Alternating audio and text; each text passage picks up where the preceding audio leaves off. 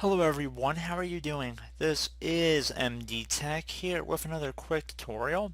In today's tutorial, I'm going to show you guys how to hopefully resolve if you're having an issue where you're getting a pop-up that says some drive is not accessible and the volume does not contain a recognizable file system. Please make sure that all required file system drives are loaded and that the volume is not corrupted.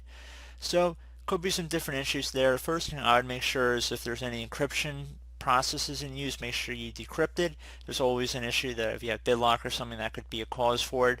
And there's also a chance that the volume could actually be corrupt, in which case that this tutorial may or may not be able to work for you. However, it should hopefully be able to help recover it.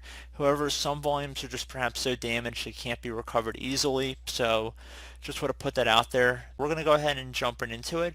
And you're going to go ahead and start by opening up the start button. Just left click on the start button one time. Type in CMD.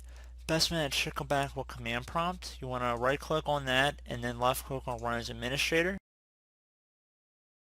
If you receive a user account control prompt, you want to go ahead and left click on yes.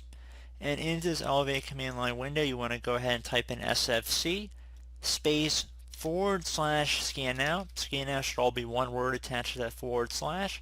So again, SFC space / scan now. Once you have it as it appears on my screen, you want to hit enter on your keyboard.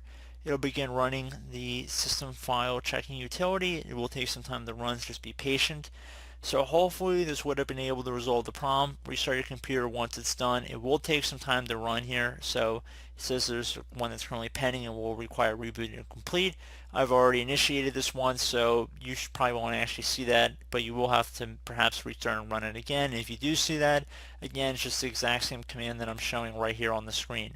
So pretty straightforward process here, guys. Let it run, restart your computer once it's done, and I do hope that this brief tutorial was able to help you guys out. And as always, thank you for watching, and I do look forward to catching you all in the next tutorial. Goodbye.